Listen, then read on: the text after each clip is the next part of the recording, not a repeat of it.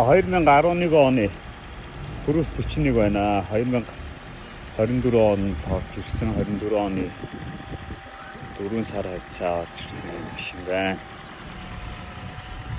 За, машин бол ямар ч асуудалгүй. Явах хэдэн мотор ороогараа уртлын юу н харж байгаа хаа. Орж ирсэн юм байхгүй.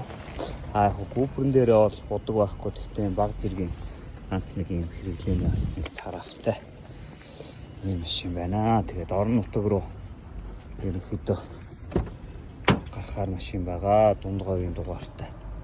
За салаан бол маш цэвэрхээ. Энэ одоо тэгээд суудлын бүрээс шалавч идрийг аваад тавьчихсан. Өндөрлж гисэн том обууд дугуйтай. Өвлийн 4 шин дугуй аваад тавьчихсан. Ийм машин байна. За. Хоёр хажууд хэвдэр бол ямар ч тийм ороогараа бол байхгүй. Дуушгүй байхгүй. Сайхан тэр байна. За тэгээд зах зээлийн үн 24,500-аас яриад өгчнөө. Нилийн 24-т бол өгж болж байна. За яг бартер оролцуулаад машин тэрэг оролцуулаад авч өгнөө. Эсвэл одоо юу гэдэг Брус 30 20 оролцуулна гэвэл 24,500-аар өгчнөө.